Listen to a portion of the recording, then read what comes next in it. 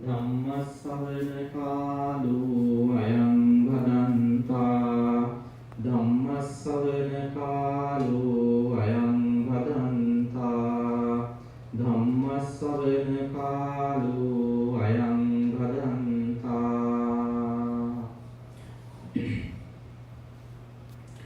Namo tassa bhagavatu arahatu samma sambuddhassa. Namo tassa bhagavatu arahatu samma sambuddhassa. Namo tassa bhagavatu arahatu samma sambuddhassa. Saddha dhanam sila dhanam hiriyottappiyan dhanam Sutta dhanam ca chāgo ca paññāmi sattamam dhanam Yassa ete dhanātti ittiyā purisassa adaliddoti taṃ āhu amoghaṃ tassa jīvitam Tasmā saddhaṃ ca sīlaṃ ca Pasādang dhamma dassanam anuyunjeta medhavi sarang buddhāna sāsananti.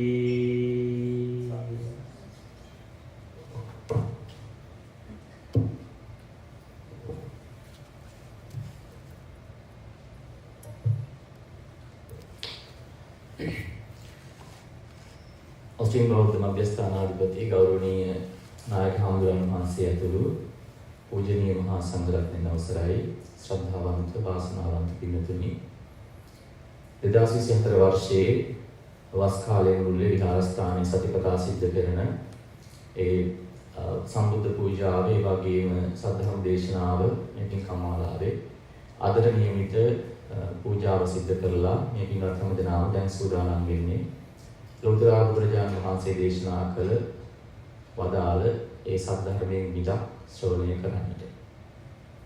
I think ඉංග්‍රීසි තේ සිංහල තේ නැති ඒ නිසා ඉංග්‍රීසියෙන් ටිකක් කියන්න හිතන්නේ. හොඳයි පිළිතුරින් මම මුලින් දේශනා කරපු ගාථාව අංගුත්තර නිකායේ සත්ත නිපාතයේ එන ගාථාවක්. මේ ගාථාව පින්වත් හැම කෙනෙක්ම බොහොම හොඳින් අහලා තියෙන ගාථාවක්. පොඩි කාලේ ධම්ම පාසල යනකොට ඉස්කෝලේදී පන්තියේ උගන්වන ගාථාවක්. මේ ගාථාවෙන් කියන්නේ සප්ත ආර්ය ධනය ගැන. ඒ කියන්නේ මේ ලෝකේ කෙනෙකුට ලබන්න පුළුවන් උතුම් වූ ධනයන් හතක් තමයි මේකෙන් කියලා දෙන්නේ. අපි දන්නවා ධනය කියන්නේ මොකක්ද කියලා. ඒ ධනය කියන එක අපි හැම කෙනෙක්ම ජීවිතේ පරිභෝග කරනවා, අපි උපයනවා, උපයනවා වගේම වැය වෙනවා, නැවත නැවත අපි උපයනවා. මේක තමයි ධනය. ඒක තමයි ධනයේ ස්වභාවය. හැබැයි මේ ගාථාවෙන් නැත්නම් මේ සූත්‍රයෙන් පැහැදිලි කරන්නේ කෙනෙකුට මේ ජීවිතයේ උපය ගන්න පුළුවන් ආර්ය ධනයන් පිළිබඳව. අනේ ආර්ය ධනයන් මොනවද කියන කාරණාව අපි සිහිපත් කරන්න සාකච්ඡා කරන්න සූදානම් වෙන්නේ. So dear devotees and friends in the Dhamma, I just got the topic of a specific verse of a sutta. The sutta is called the Vittata-dana, extensive discourse of the wealth or the treasure. So we know that everyone is earning wealth and gaining wealth. We are consuming them. So again and again we try to collect or gain. So that's the nature of the wealth. So in this sutta, Buddha is explaining what are the noble treasures, noble wealth that one can earn in this life. So there are 7 kinds of specific wealth or treasures that somebody can earn. Actually, the sutta was depending on a very small story that there was one poor man at the Buddha's time. He was very poor, like a beggar. But he was practicing these 7 noble treasure qualities. After that life, after that human life, he was born in the Tusita heaven. Once he was reborn in the Tusita heaven, he was very bright and he had a very luxurious life. More than every other divine being, he has the most luxurious powers and the divine lights. So everyone was discussing about him. See that guy, he was a very poor man and beggar when he was in human life, but now he's very powerful. He has a very luxurious life. He's very bright. Everyone is talking like that. Then that the king of that heaven, he heard that and he told that, don't say like this, because he had a lot of dedication to have this luxurious life. The dedication was that he was practicing the 7 noble treasures in his lifetime. That's the reason. So we are going to talk about the 7 noble treasures. Before beginning the Dhamma talk, I want to give you a very short story. That story is coming from Buddhist literature, but it's I think it is not from the Theravada tradition, but from a Chinese tradition. But it is very important to listen and think about it. The story is that there was a person and he had 4 wives. So sometimes when we tell this story to the younger kids and they are exactly asking, what? He had 4 wives? How did it happen like that? So that is the nature, that is the kind of custom at that time, in ancient time of China, in China or India. So he had 4 wives, and when somebody has 3 or 4 or couple of wives or husbands, probably they have a love depending on the partner's qualities, right? Partner's qualities, and sometimes because of the beauty of that. However, that guy, he treated all the 4 wives in the same way. But at the end of the life, that guy, he came to know that I'm going to die. So he felt that, so right now I'm helpless. No one is helping me because I'm going to die, so no one will come with me. But he wanted to make sure that who is willing to come with him. So he called his first wife. The first wife is the first wife that he got in his life. And also he loved that wife very much. He dedicated a lot of things to that wife. So he called that wife and he asked her, I'm going to die. You know that I have dedicated a lot of things for you. I love you so much. So are you able to go with me? Are you able to go with my next life? She said, I'm sorry. I cannot come with you. I know that you have dedicated a lot of things for me. And you loved me very much. You gave me a lot of things and love and compassion and protection. But unfortunately, I cannot come with you. He was very sad. The guy, he was shocked after hearing that the first wife, the most beloved wife, is not able to come with him. Then he called the second wife. And he told that, I'm going to die. Can you come with me? The second wife, she heard that the first wife, how he refused the request. And she told that, I know that you have been loving the first wife very much. You have dedicated a lot of things for her. You have a more greater love than me because of the first wife. So since he rejected that she cannot come, exactly, I will not come with you. Then he shocked again. Then what happened? He called the third wife.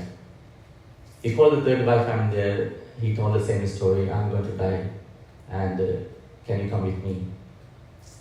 That she told that, I know that how much you love for the first wife and the second wife. But I'm still shocked hearing that you are going to die. But I can come with you until the cemetery. But after that, I can do nothing. We have to go alone. So finally, he called the last wife, fourth wife. And he told the stories about the 3 wives. And he told that, I'm going to die, can you come with me? She said, yes, I will come with you. I know that you did not care about me very much. You did not love me very much. You did not take care of me as much as you done for the other wives. But still I love you. Still I am taking care of you. Wherever you go, I will come with you. So only the fourth wife, she promised that she will come with him even after the death. Okay, so this is the story. So now there is a thing that we need to think about. Sometimes you can guess what I mean, what the story is telling about, right? So who will be the first wife?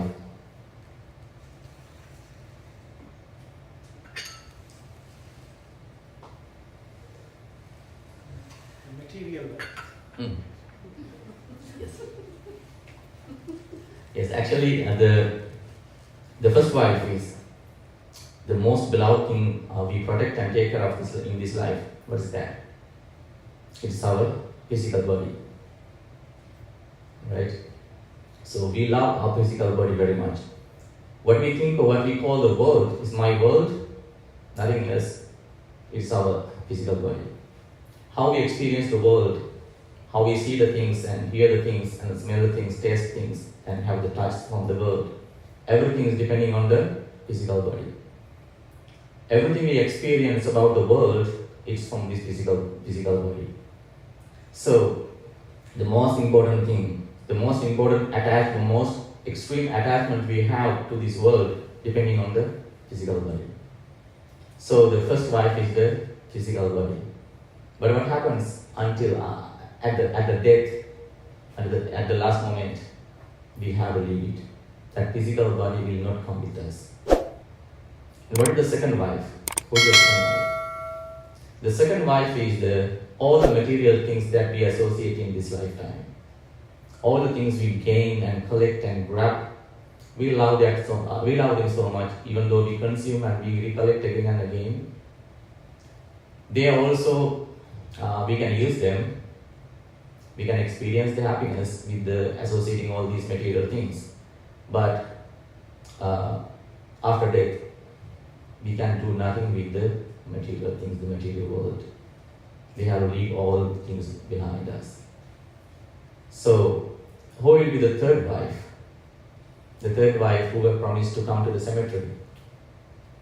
The third wife is the people we are associating, the beloved ones around us. Even though we take care of them, they love us, we love them, but our own journey, we have to go alone. No one will come with us. Until the cemetery they will come, but after that, no one will come with us. So that's the third wife. So who is the fourth wife? The fourth wife who promised to come with that person after the death. That's what in our Buddhist teachings say that the karma, even the karma is a good or bad, or our developed spirituality, it is always coming with us, following us. If that karma, the force of the karma is good, we will have the good results. If the force of karma is bad, we will have the bad results. So the most important thing is that the fourth wife, what she said, I am the most saddest person in your family because you did not care of me very much. Always you thought about the other wives. The same thing happens to human life. Always we are thinking about our physical body and also our belongings and about the people that we associate. All the material things and the external things we are thinking always, and we are seeking the happiness from all these surroundings, all the material world. We are seeking the happiness from the worldly things, but unfortunately, none of these worldly things can help us at the death. So that's why the final wife, the fourth wife told that even though you did not care of me too much or very much, but still I am coming with you. That's the reality. So that means, to what extent we are developing our mindset or our spirituality, that's the only thing that will be helpful after the death. Not only after the death, even in this lifetime. So that's why we need to think about, we need to understand what are the noble treasures or noble wealth that we need to develop in this lifetime. Because this life is very short, we know that. And in this short lifetime, there are a lot of difficulties we have to face. There are problems and the health issues and the environmental issues and family issues, sometimes the problems with your the jobs and everything, and the interactions and the problems with the society. So when you think about all these things, the life is kind of a mess with a lot of problems. But still we need to find some kind of joy or happiness in this life. So how to find that? So that is the important thing that the Buddha was pointing out. Because we, even though we think that the human life is a lot of suffering, a kind of a accumulation of suffering. The truth is that the human life is not that kind of suffering place when you think about the other worlds. We know that the samsara, or the cycle of rebirth, in the samsara there are a lot of places that living beings can be reborn. We call that 31 planes. So in that 31 planes there are some celestial worlds, what we call the heavens or Divyaloka, and Brahma's worlds, so most superior heavens, and also the human world, and other 4 hells or depraved places, that animal world, and also the hungry ghost or the evil spirits, and then the burning hell. So when we think about the nature of all these worlds, the human world is very important, and human world is still a place for the happiness, experiencing the happiness.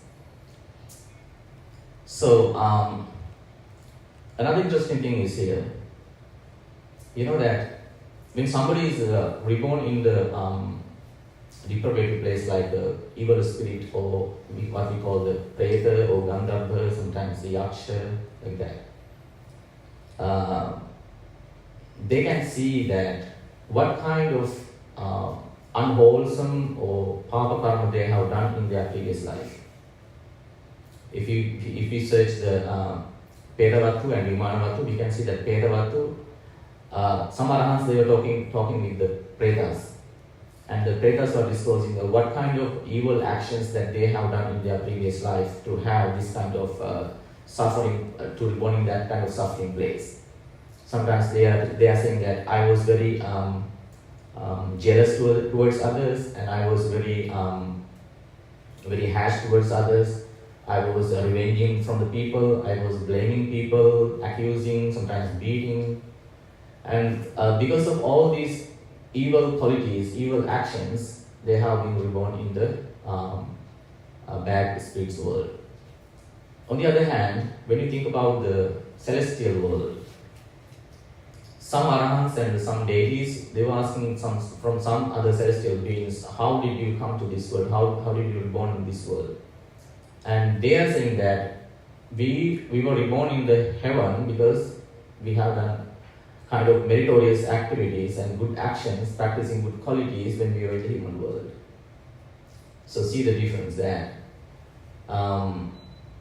Even the evil places, the beings in the evil places, and also the beings in the celestial world, they can see their previous life.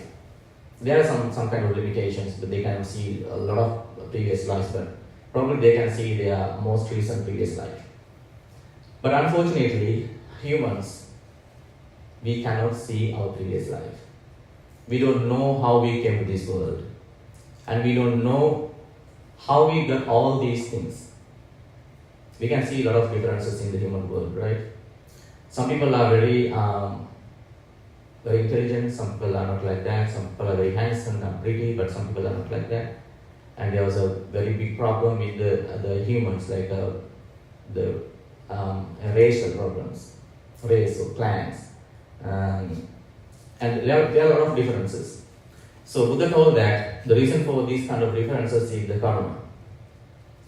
So in that case, we know that there are a lot of differences between each other because of the karma. Even in the same family, we know that even in the same family, husband and wife and all the sons and daughters and siblings, they are not same. They have a lot of differences. All these differences are coming as a result of the things that we have practiced in our previous lives, but we cannot see them. So we don't know how we came to this world. We don't know what kind of meritorious activities that we have done in our previous lives to have these kind of faculties or facilities around us. So therefore, people are suggesting various things. Sometimes people will say that it is my karma. Sometimes people say that it is my luck, or I am so blessed, like that. So, however, according to the Buddhist definition, it is coming as a result of the karma. So that's why we need to think about what are the great qualities, what are the great wealths or treasures that we need to develop. In this sutta, Buddha was saying that the first noble treasure that we need to develop is the Saddha. It's called the Saddha Dhana. Saddha means we can say the faith or the confidence toward the Buddha. So most of us have, we were born in the human world, in this world as Buddhist.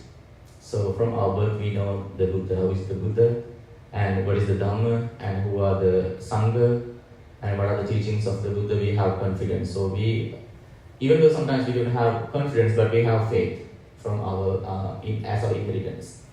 So however, you know that at the Buddha's time, when the Buddha was appearing in India, there were no Buddhists, right? There were a lot of traditions. Most people, they were very urging about the reality of the world and reality of the life, and they were thinking about what is the meaning of this life. They were searching about it. There are a lot of ascetics and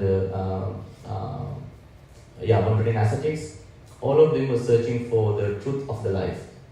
So when the Buddha was, the Bodhisattva was enlightened, at that time there were no Buddhists. So most of the people, they were following other traditions before they met the Buddha. So once they met the Buddha, some people came to the Buddha for asking questions about what is his teachings about, and also about what is his aim, what is his focus, what is the destination if somebody practices the Buddha's doctrine. And somebody who intentionally came to meet the Buddha to argue with him. They wanted to defeat the Buddha with his arguments. But what happens, most of the times, they realized that the truthness of the Buddha's doctrine. And finally, most of them became the Buddha's followers. Most of them became arahants. So that means they had the kind of a very strong confidence towards the Buddha because of they saw the reality of the Buddha's doctrine. So how can we make a strong saddha or faith or confidence towards the Buddha? The sutta says that the most important thing is that when we practice Dhamma, we can generate a great confidence that we believe and we are confident about the Buddha's enlightenment. If we have confidence about the Buddha's enlightenment, that means we are very much urged to practice Buddhism. So sometimes people are saying that even though we practice Buddhism, we cannot see any result. Sometimes people traditionally practice Buddhism, they practice generosity, they give dana, and sometimes they observe precepts or sila, and sometimes they are trying to practice meditation, but sometimes they say that there is no result. Why? If you want to see the result, we have to do it properly. And I will give you one example of one of the qualities of the Dhamma is called that you can see the result of the Dhamma very immediately, right? But sometimes people say that even though we are doing a lot of generous activities, we cannot see that result. We are not getting rich. If the results are coming very soon, why we are poor every day? But it is not about the generosity, but it is about that how you develop the inner qualities. As an example, if you have anger or jealous or any kind of negative thought or negative emotion in your mind, you know how difficult it is. If you have negative emotion, we are suffering again and again. So when you realize that negative emotion, it was just a thought. It was just appeared in the mind, depending on the various external situations, external reasons. And once you understand that there is nothing that I can grab or think that it is mine or myself, when you understand that reality, you can release it. You can let it go. Once you let it go, you can feel relaxed. You can see that how much strength that you have been taking to grab that negative thought in your mind, how much you are suffering. But once you understand the reality, you can feel the relax. So that is the most good example that you can see how you can see the result very quickly when you practice Dhamma. You can apply that thing to everything. So that's how when we practice the Dhamma, there's a very strong confidence and a faith towards the Buddha, and also we have a faith that if we practice the Dhamma properly, one day we will be able to attain the Nibbana. One day we will be able to eradicate all the defilements and the end of the samsaric journey. So that's why this saddha or the faith or the confidence become a noble treasure. So you know that we have a lot of friends and family members, a lot of people around us. Sometimes they will give you something, some gifts and donations. Even though some people can help you through your lifetime, all the lifetime. But whatever help they can give you, they can do for you, it will last only when you are living in this world, until you live in this world. After the death, none of these things are useful. Even though somebody gives you a house, you can use it. You can give others to stay at your house. You can do a lot of generous activities. But that house is only useful as long as you are living in this world. Once you have to leave, there is no use of that house. Even though somebody gives you a lot of wealth, a lot of money, even though somebody can give you billions of dollars, you can only use them as long as you are living in this world. After your death, it is not useful. But if you hear a Dhamma, if you get a guide from a spiritual leader or noble friend that how to practice Dhamma, how to develop one thought or single thought of loving kindness or compassion, when you practice that quality will be helpful for your whole samsaric journey. Sometimes the guidance of practicing or developing that loving kindness thought or compassionate thought can lead you to a celestial world that will result for eons, that will result for a very long time in the celestial world. So that's why generating the confidence or faith towards the Buddha and his doctrine and the noble disciples of the Buddha Sangha, it becomes a noble wealth, a noble treasure. That's how it is very useful. That's why the Sutta says that Saddha is the first noble treasure or first noble wealth that we can practice. And the second thing is that Sila Dhana. Sila means the ethics or the moral conduct that we practice. Usually, as Buddhist followers, we observe the 5 precepts, right? So 5 precepts. We observe the precept to refrain from killing living beings, and refrain from stealing, refrain from sexual misconduct, refrain from lying, telling which is not good. Also refrain from taking intoxicating drinks and drugs. So these are the 5 precepts. So sometimes these 5 precepts are interpreted as the training rules. So why we need the training rules? To train ourselves. You know that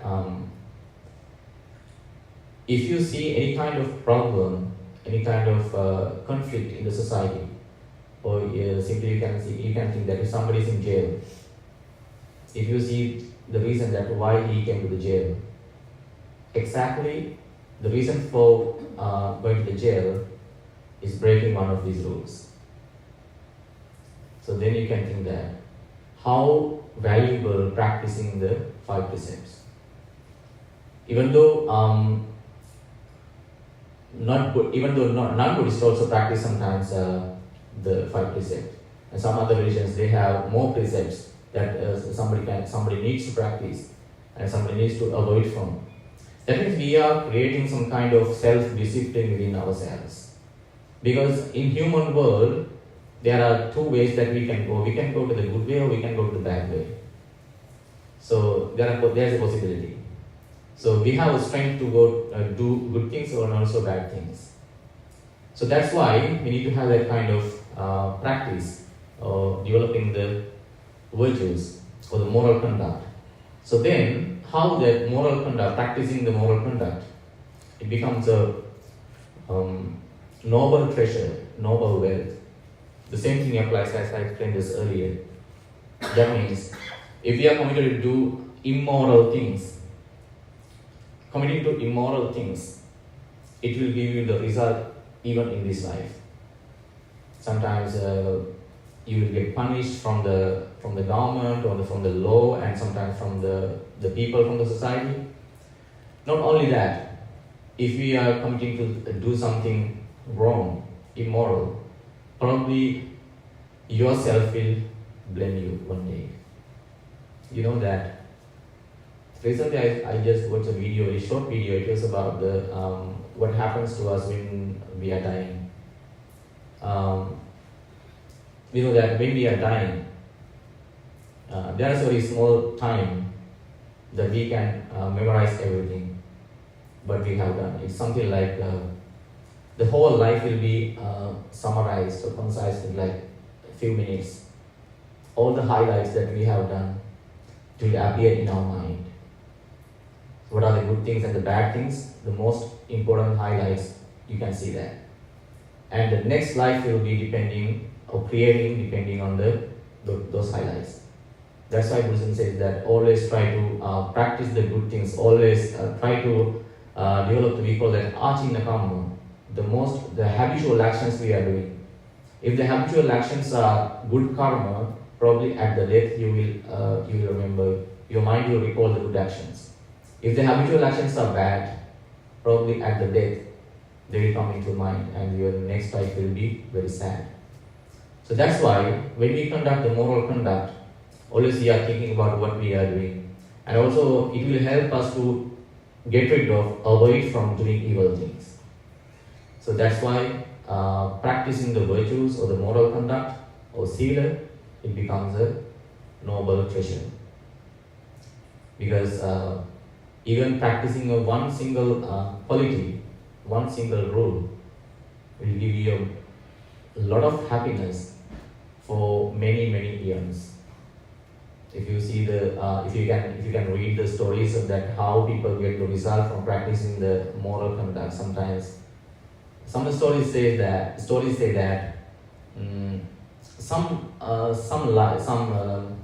souls, or we can say the spirits, some spirits, they have a luxurious happiness like heaven at the daytime or nighttime. At the daytime, they feel like they are in the burning hell. So in the same lifetime, the experience are changing, like extreme happiness and extreme suffering. Why? Because when they were in the human world, they were practicing one sila or one silpada at night, but they are breaking one sikkhapada at the daytime. It depends. So that means when we practice the sila, we can see the result in this life and also in afterlife. So that's how it becomes a noble treasure. And the third noble treasure is called Hiridana. Hiridana sometimes in Sutta translation it is translated as conscience. Or simply we can say that we feel ashamed that when we committed to do something. When we are going to do something wrong using our physical body or by our words and also using our mind, we think about again and again what I'm going to do. Is that thing good for me?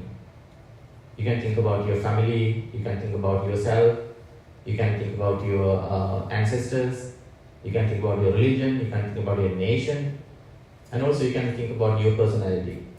If I do this thing, is it good for me? And think about that person becomes ashamed. He is very concerned about it. And that person is going to avoid from that action. So it is called the hiri. And the other quality is called the ottappa. Ottappa is something like, since we have the understanding, if we are doing something bad, we will have the bad results. If we are doing something good, we will have the good results. When we have this understanding, we are not going to do anything bad because we know that the result will come to us. No one will help us. We are the owners of our karma. So this hiri and ottappa, we call they are like doctrines of the divines, Deva Dharma. Or sometimes it is called the Lokapalaka Dharma, the world controlling or world ruling Dharma. So why we call them world controlling or the divine doctrines? Because you know that even though there are a lot of religions in the world right now, a lot of traditions and faiths in the world, some people they don't belong to any specific faith or tradition or religion. But even though they don't belong to any kind of faith or tradition, still they are very good people, right? Some people are very, how to say, they are very good and they have good characters and they have good spirituality. So that means even though they don't believe any kind of religion or practice, but they still believe that we are humans. We need to do only good actions. We should not harm others. We should not harm anything, any living thing in the world. And we should respect others. We should take care of others. We need to make this world which is more suitable for all the living beings. So if somebody has that kind of intention or spiritual mind, that person is very spiritual, even though they don't have religion. So the Buddhism says that, especially the commentary says that there is a time in the world there is no any religion, because nowadays even though we have a lot of religions, most of the time of the existence of the earth, of the world, there are no religions. There are only some kind of faiths and some kind of tribal beliefs and like that. But there were no strong religions. So even though at that times the world is controlled, the world becomes peaceful place because people have this conscience and the prudence. They have hiri and ottappa. They are thinking about the actions they are doing. They are very afraid and they feel ashamed doing their wrong actions. So that's why that's how the world is controlled. That's why these two great qualities are called the world ruling or world controlling Dhamma, hiri and ottappa. So you can see that sometimes even in Sri Lanka, even though we are saying that we are Buddhist, we are practicing Buddhism, we can see when sometimes some people, when they are going to do indulge in some kind of actions, they don't have any kind of hiri or ottappa, right? So that means we are losing that noble qualities from ourselves. So that this sutta has the 7 qualities, and some sutta they have only 5 qualities. When we talk about the 5 qualities, the sutta has omitted 2. The 2 is the hiri and ottappa, because hiri and ottappa are very noble. But even we don't have that very normal things, how can we practice the other higher things? So that means the hiri and ottappa are also very important. So when somebody practices the hiri and ottappa and conscience and prudence, it will become a great treasure and noble treasure for the whole samsaric journey.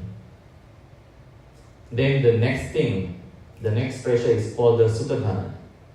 Sutta means the listening or learning. So what's listening and learning? We are listening a lot of things in the world, and we are learning a lot of things, a lot of knowledge, a lot of subjects and various sciences. We are getting knowledge.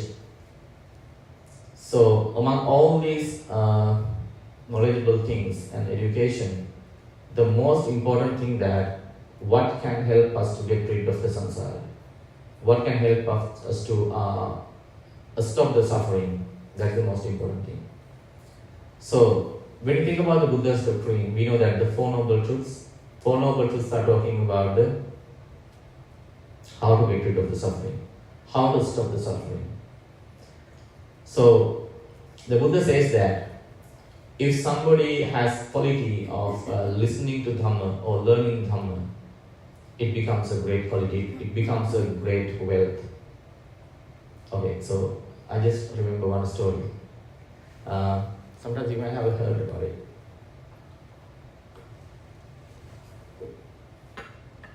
It was a very short video I just watched very recently. 1 month, he said that he met a girl from a cancer hospital in Sri Lanka. He was 12 years old and he has no hair on her head. And the monk was visiting the boat, and also that small girl, she called the monk, and Bhante, he went there, and she asked him to tie a pirit noodle, and then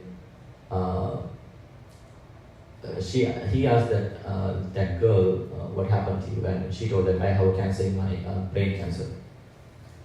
So then that monk he came to know that girl kind of has a kind of spiritual qualities. He has developed her spirituality, and then he asked that small girl, 12 years old girl, that she told that during next 2 or 3 months I'm going to die. She felt like that, and then that venerable asked that, how did you know? And she told that, I heard that the doctors are talking to my mom, and I heard that I'm going to die. But she has no shock in her face. And then the venerable asked that, do you know what happens if you die during a few weeks, or where will you be born again? Then the girl told that, exactly, I will be born in Tusita heaven. Something like that. So that monk was very surprised because she was very young girl, and then he asked that, how do you have that kind of understanding, and how do you exactly say that you will be reborn into Tusita heaven? And then she told that after my 10 years, that she shot the examination, right? So after 10 years old, I started reading the Dhamma books wrote by the Venerable Redukane Chandravimala, and her father is also kind of a poor person, not much very rich people, but she asked her father to bring a Dhamma book each time when he got the salary. And she has been reading all these Dhamma books during these 2 years, and she has been practicing Dhamma, and she has a good understanding. And so then that lady, that girl, she told the Bhante, Bhante, I had a brain cancer when I was 12 years old. It's a kind of a great influence of the bad karma that I have done in my previous lives. So I'm reading Dhamma, I'm thinking about the Dharma, and I'm practicing Dharma. Probably I'll be reborn in the Tusita heaven. In the Tusita heaven, I will meet the divine beings, the celestial beings, who listened the Dhamma from the Buddha, directly Buddha himself. Because even though the Buddha has passed away 2,500 or 600 years ago, it's like a 2 or 3 days for the Tusita heaven. So they are still discussing the Dhamma, so who heard the Dhamma directly from the Buddha. And I can discuss Dhamma with them. And I can practice Dhamma with them. I can get rid of the kind of resolution if I need any kind of problem with the Dharma. So probably I will be able to eradicate all the defilements when I'm in the Tusita heaven. That's what he told. So that Venerable he told that he went to her funeral also. She passed away after a few weeks, and he's telling that how much capacity we have that if we really want to practice Dharma. There are a lot of ways that we can practice Dharma. So in this sutta, it is explaining that the Dharma becomes learning and teaching, learning and discussing, or listening to the Dharma. It's called a Sutta Dhana. It's a great wealth, a noble wealth.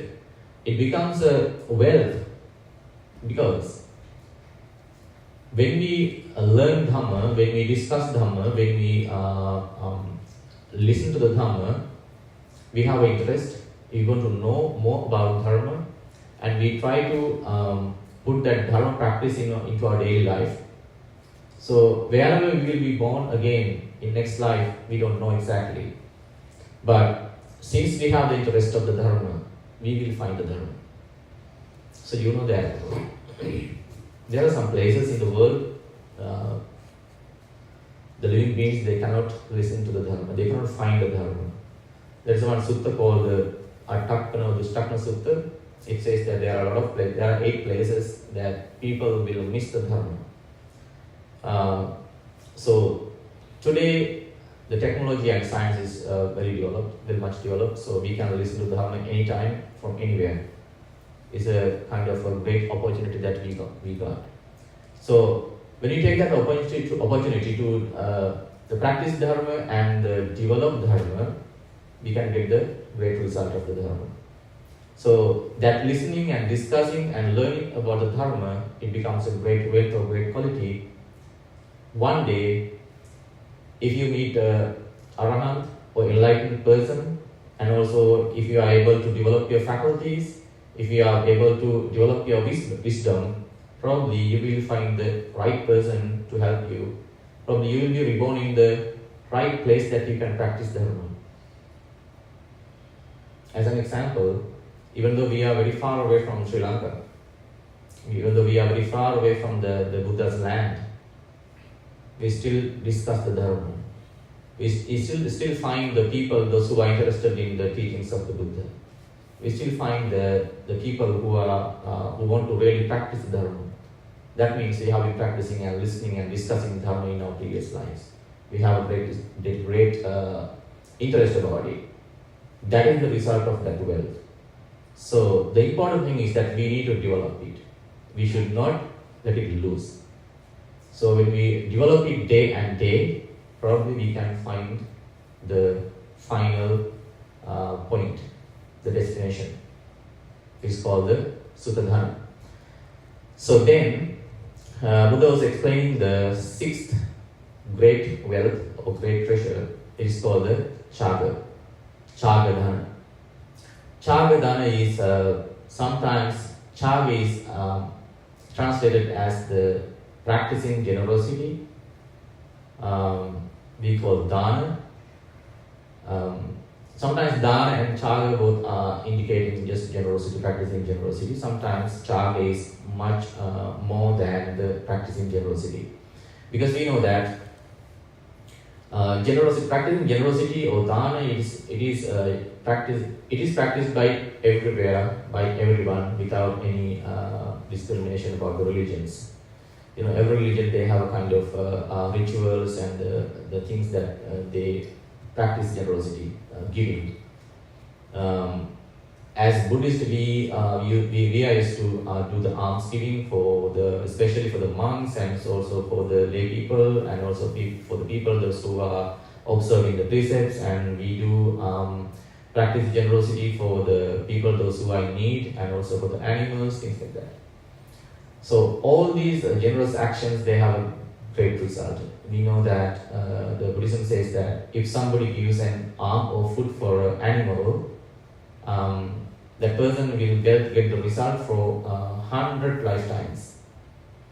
So it is increasing 10 by 10, depends on the qualities of the recipient.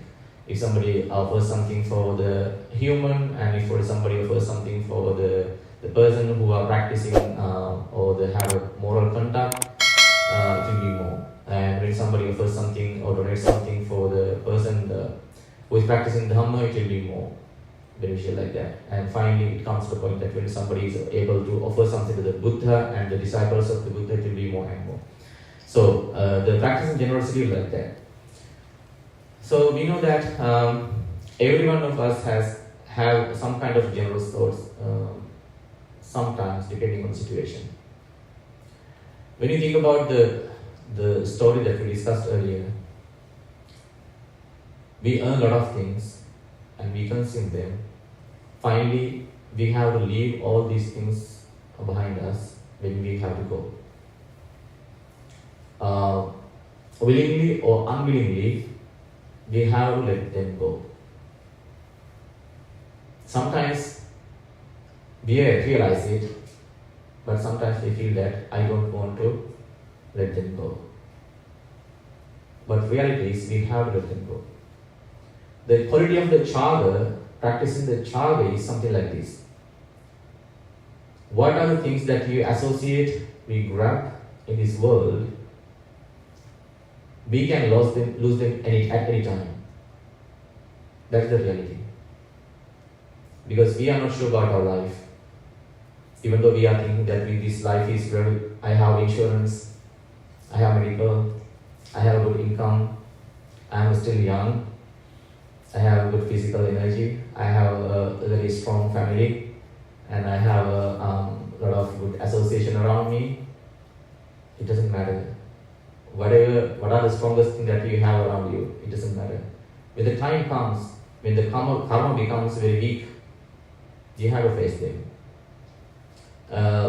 Buddha used an example in one sutta. If you take a cup of water and we take the same amount of salt in two hands, and we put a salt of one hand to one cup, and also we put the salt into flowing water like a river. So he's asking what happens. The water of the cup will be salty, and the water in the river, it will not be salty. But we use the same amount of salt. What is the difference? Because the river water is flowing, and also it's a huge amount of water, and the water in the cup is very limited. The same thing happens if the force of the good karma of ourselves, if it is like a water of the cup, the bad karma or the evil karma will affect you directly, very extreme way. But if our good karma is like a flowing, like a water, like a river, it's very strong. So sometimes the enforce of the bad karma will not affect you too much. So in the same way, when we have to go, we have to leave everything. How can we console our mind? Is it possible or not? That's why we need to practice the quality of anicca or impermanence. At least one time, we have to have thought that we have a limited lifetime. We have an uncertain life. The death will come to me at any time. Any kind of circumstance can happen to me at any time. That's why Buddha told that we need to practice anicca, and also think about the uncertainty of the life, marana ansatya. Think about the death. Those are not the things that negative emotions, because we are thinking about the reality. When we think about those things, we have a good understanding about the real nature of the life. There was a very famous monk in Malaysia. Sometimes you have heard about him. He was called Kirinde Sri Dhammananda. He was a good Dhamma preacher. He was very famous teaching Dhamma for especially the Malaysian Chinese people. In simple English, he can explain any deep thought of the Dhamma. So finally what happened, he got a cancer. He was in the hospital. And then, I think it's a blood cancer or something. And he was about to die. But the thing is that the doctor didn't want to tell him directly that you are going to die. Then he did not tell the truth for the monk, that Bhante. But he asked the doctor, please tell me what's going on. Why you always discussing with my devotees but not telling me what's happening, what's going on. Then the devotee told that, no, he's saying that it is not good to tell you that real story. He said, yes, okay, it doesn't matter, you can tell me, I can bear anything.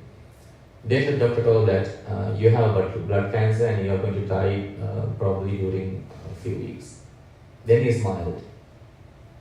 The doctor was surprised. Why Bhante was smiling? Then he was telling that, I have been teaching Dhamma for many years, like 3 or 4 decades. Do you think that I just preach Dhamma, I did not practice Dharma? Exactly, I was practicing Dhamma. I know this is the reality of the life. So, I am experiencing the truth that I was talking, I was discussing, I was telling you. So, I am not afraid. So, it's a good point that we need to think, because anything could happen to us at any time. Even sometimes when we go to the funerals, when we see the dead bodies, that we think that someday, one day we will also die like this. But when we come back home, we forget everything. We are living in the lifetime, in the life like we are not dying any time. We are like everlasting people. We are living forever, but it's not the reality. So why we should practice chaga, letting go? That means if we are unable to let go the things we are grabbing, we are associating in this life, probably our next life will be very, very sad.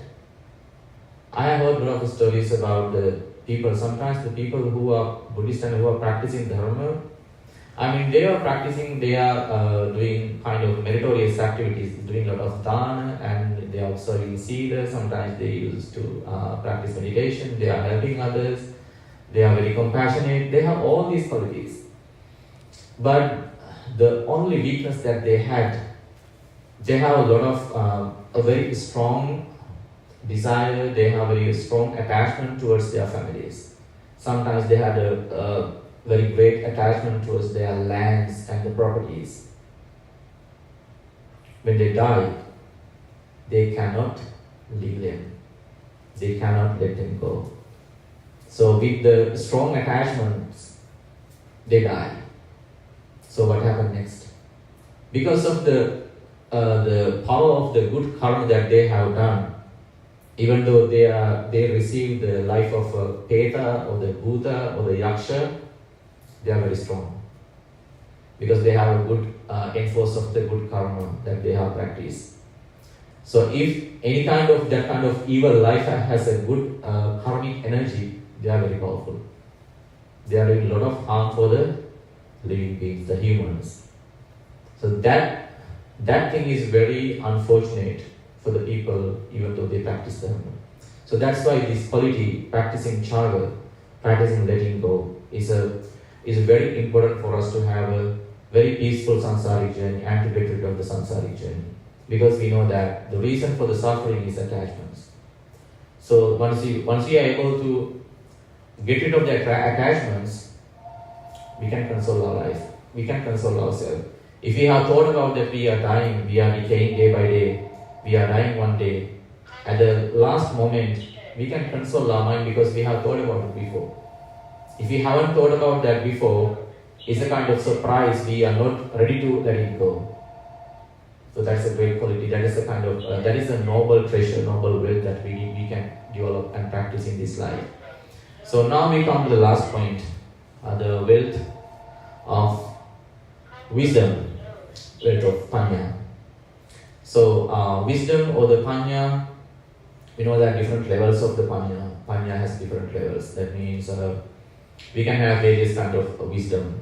Sometimes that wisdom is in the general level. We can think that we have a good understanding of the karma, and also we have a good understanding of the life.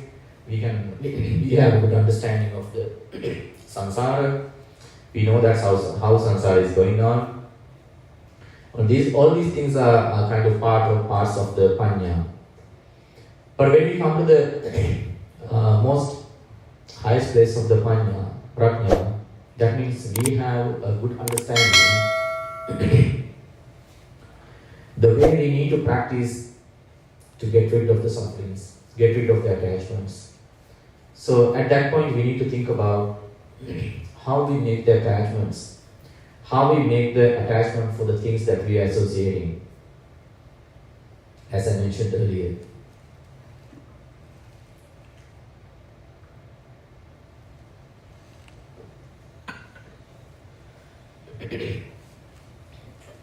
In the story, we talk about the first wife.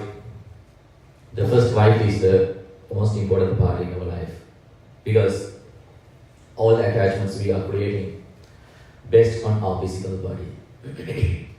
Sometimes this physical body is explained as a vehicle that we have rented. When we rent a vehicle, we can use it, but at the end we have to return it back. So the same thing happens to this physical body. And sometimes it says that a rental vehicle decorated by the beautifying things or the ornaments, if we are decorating the painted vehicle with the ornaments and all the beautifying things around it, it's the same thing we are doing for our physical body.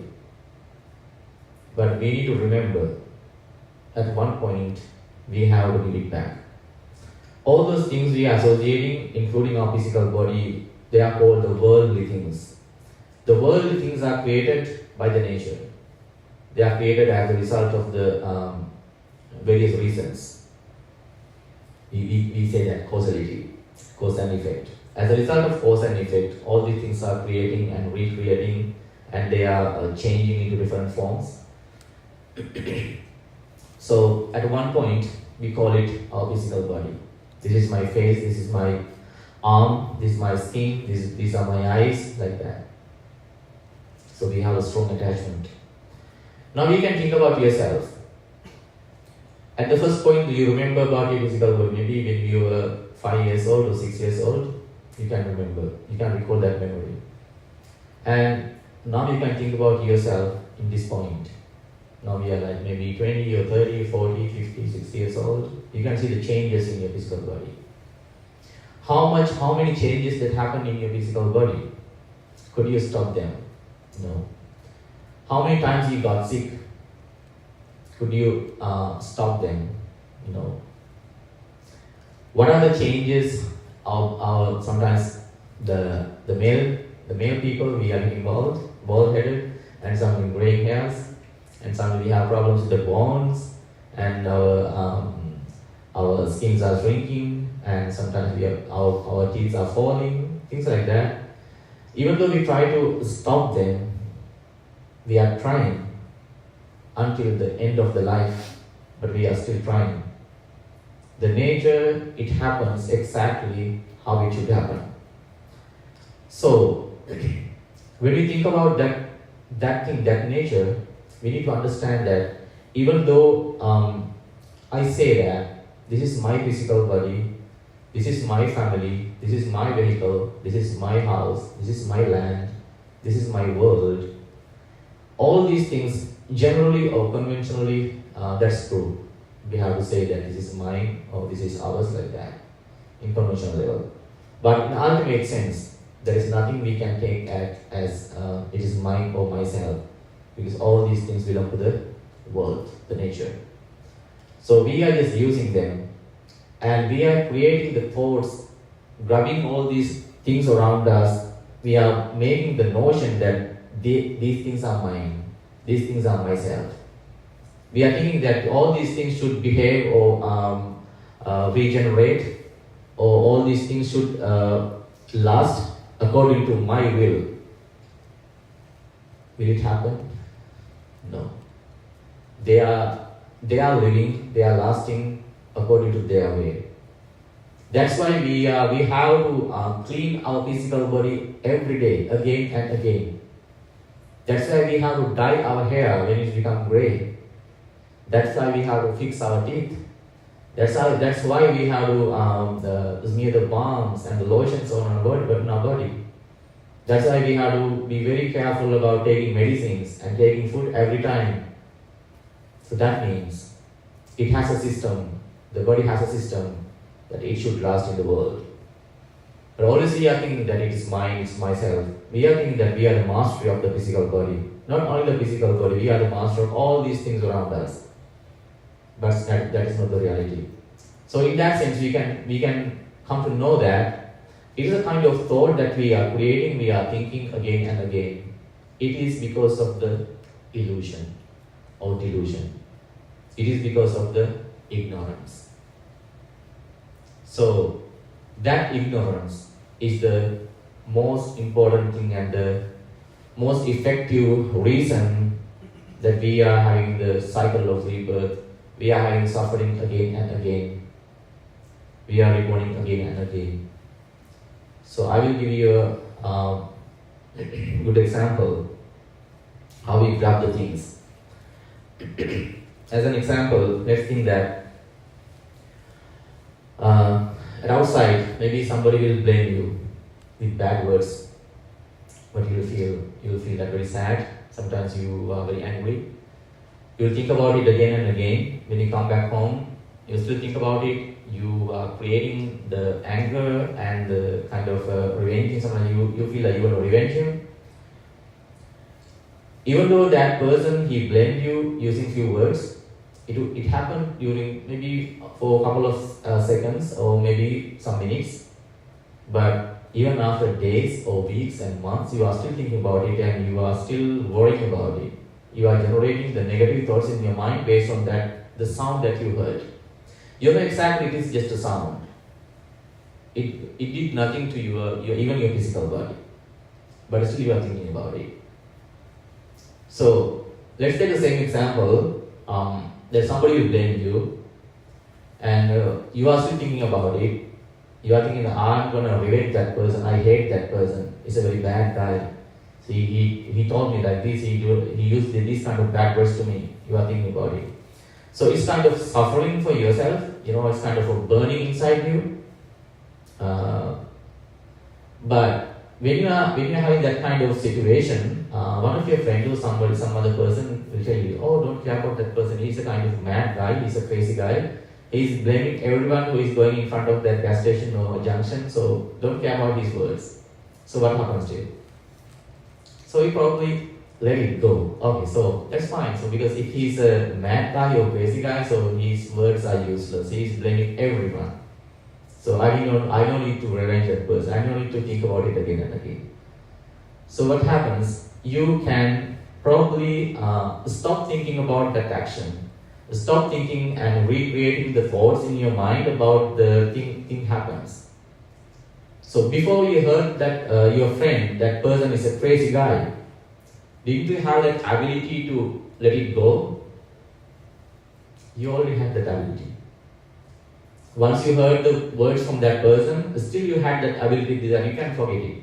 You can let it go. You don't want to rethink about it again and again. You had that ability. But our mind is kind of adjusting, or it's like justifying. Even though I can ignore that action, I can ignore that words, I need to grab it, I need to hold it, I need to think about it, I need to hold it in my mind and recreate the negative thoughts. That means our suffering, our burning inside our mind is created by ourselves. Even though we feel that it is suffering, we are creating it, we are kind of enjoying it. The same thing happens when we associate the things in the world. Even though we are able to let them go, we create the thoughts that these things are mine and myself. So finally, I would let you know that when we think about the world things and how we attach to them, some people are asking that without grabbing them, without saying that these things are mine or myself, how we can survive? How we can have a good family life? Because we have family, we can husband and wife, we have children, we have a job, we have a lot of things. So actually this is how we need to think about it. So we know that there are some grasses, some grasses are very sharp. When you grab the grasses very tightly and pull our hand, what happens? Probably that grass will cut your hand until the big. It depends on how much weight you put to grab the grass. And if you grab the grass but you don't push it much and slowly pull your hand, it will slowly cut your hand. And when you touch it, just not squeezing it, it will not cut your hand. The same thing happens. How you should associate the things around you. Even though we need to associate all these things, all these luxurious things and facilities and the people around you, make sure that life is uncertain. All these things around us, they are uncertain and also temporary. We are living in the temporary world, temporary lifetime. So use this time as much as possible to develop your spirituality, to develop and enhance the happiness in this moment, enhance the happiness in the whole lifetime, and enhance the happiness in the samsaric journey. So for that, I think that practicing the 7 noble wealth, 7 noble treasures what we call the faith or the confidence of the Buddha, and also practicing the virtues or the moral conduct, and hearing and ottappa, conscience and prudence, and then listening of the Dhamma and practicing the chaga, finally the practicing the developing the wisdom. All these 7 great noble treasures will help you to have a successful and a wonderful this life, and may you be able to attain the supreme bliss of liberation as soon as possible by the blessings of the Buddha, Dhamma and the Sangha as a result of the accumulative merits through listening to this Dhamma talk. With that intention, let's say sadhu, sadhu, sadhu. Hondai ශ්‍රද්ධාවන්ත වාසනාවන්ත පින්නතුනි මෙතෙක් වේලා පින්නත් හැමදෙනාම බොහොම ශ්‍රද්ධාවෙන් යුක්තව ධර්ම දේශනාව ශ්‍රවණය කළා. අපේ ගෞරවනීය ස්වාමීන් වහන්සේලා සිහිපත් කරපු ආකාරයට අද දවසේදී මේ ධර්ම දේශනාව සඳහා විශේෂයෙන් දායකත්වයේ සපයන්නේ අරුණ සහ අප්සරා මහත්මයා සහ මහත්මිය, ඒ වගේම කෝරි සහ හර්ෂි ජැක්සන් family, and අරුණ සහ නිරෝෂා වීරකෝන් පවුල, ඒ වගේම කංචුක සහ ධනුෂ්කි දිසානායක පවුල. ඉතින් ඒ වගේම විශේෂයෙන්ම මේ අවුරුද්දේ ඉන්කමේ දායකත්වයේ දරන විමලා විතරණත් මහත්මිය ඇතුළු ඒ පවුලේ දූ පුතුන් පවුලේ හැමදෙනාම සම්බන්ධ වෙනවා. ඉතින් ඉන්කමට සම්බන්ධ වෙච්ච හැමදෙනාටම විශේෂයෙන් දායකත්වය හැමදෙනාටම මේ පුණ්‍ය ශක්තිය හේතු වාසනා වේවා. ඔබ හැමදෙනාගේ මේ පරිලෝකීය ආවමෝදනෝපී ඥාත මිත්‍රාදීන් ඉන්නවා නම් මේ හැමදෙනාටම මේ පුණ්‍ය ශක්තිය ලබත් වේවා. ඒ වගේම පින්බලාපොරොත්තු වෙනා වූ සංසාරගත ඥාතීන් ඉන්නවා නම් මේ හැමදෙනාටම මේ පුණ්‍ය ශක්තිය ලබත් වේවා. ඒ අයගේ භවයේ වාසනාවන්ත වේවා. සපවත් වේවා ප්‍රාර්ථනා කරන බෝධීන්ගෙන් අමා මහ නිවන් සුවයෙන් සැනසෙන්නට මේ උදාර පුණ්‍ය ශක්තිය ඒ හැමදෙනාටම හේතු වේවා, වාසනාව වේවා කියන සිතුවිල්ලම අපි හැමදෙනාම සාදුකාරයෙන් පුණ්‍යානුමෝදනා කරමු. සාදු සාදු සාදු. ඒ වගේම රැස් කරගත්තා වූ සීල ආනිසංස ධර්මයන් අපවත් ශාසනයට ආරක්ෂා කරන්නා වූ අල්පේශාක්‍ය මහේශාක්‍ය සිද්ධියන්ට මේ පුණ්‍ය ශක්තිය අත්පත් වේවා. දිව්‍යං චිතාත් කාලයක් සම්මා සම්බුදු ශාසනය තුළු මහත් ලෝකයක් ධාර්මික වශයෙන් ආරක්ෂා කරනු ලැබේවා. දේවලු ප්‍රාර්ථනා කරන බෝධීන්ගෙන් උතුම් වූ නිවනින් සැනසෙත්වා කියන චේතනාවෙන් දෙවියන්ට පුණ්‍යානුමෝදනා කරමු. සාදු සාදු සාදු. ගාථා සජ්ජායනා කරමින් අපි මෙතනවා පුණ්‍යානුමෝදනා කරමු. එත්තාවතාචයම් හේහි සම්භතං පුඤ්ඤ සම්පදං සබ්බේ දේවානුමෝදන්තු සබ්බ සම්පත්ති සිද්ධියා. එත්තාවතාච අම්හෙහි සම්භතං පුඤ්ඤ සම්පදං සබ්බේ දේවානුමෝදන්තු සබ්බ සම්පත්ති සිද්ධියා. එත්තාවතාච අම්හෙහි සම්භතං පුඤ්ඤ සම්පදං සබ්බේ සත්තානුමෝදන්තු සබ්බ සම්පත්ති සිද්ධියා.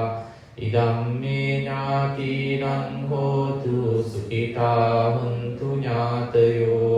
ඉදම්මේ ඥාතිනං හෝතු සුඛිතා හුන්තු ඥාතයෝ.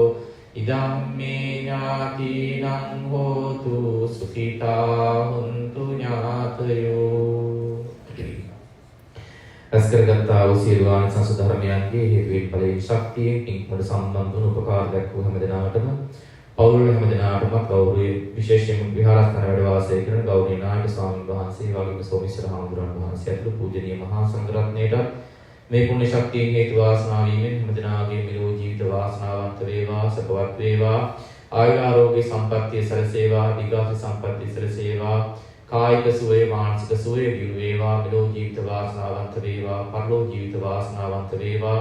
උපදින භවයක් පාසා නිදුක් සම්පත්, නිරෝගී සම්පත්, දීර්ඝායු සම්පත් ලැබේවා. සසර වසනාතුරු නිවන් දකිනාතුරු අසත්පුරුෂ මිත්‍රයන්ගේ ආශ්‍රය කොට දේවා. යහපත් වූ කල්යාණ මිත්‍රයන් නිවන් දක්නා ජාතක් වාල දේවා. ප්‍රාර්ථනා කරන බෝධීන්ගෙන් උතුම් වූ නිවනින් සැනසෙන්නට මේ උදාර පුණ්‍ය ශක්තිය ඒකාන්තයෙන් හේතු වේවා, වාසනාව වේවා. පිළිසදනාම සාදු කියලා ප්‍රාර්ථනා කරන්න. සාදු සාදු සාදු. උදේ හැමදාට මෙන්න තෙරුවන් සරණයි. අභිවාදන සීලිස්ස නිච්ඡං බුද්ධාපචායිනෝ චත්තාරෝ ධම්මා වඩ්ඩන්ති ආයුවන්නෝ සුඛං බලං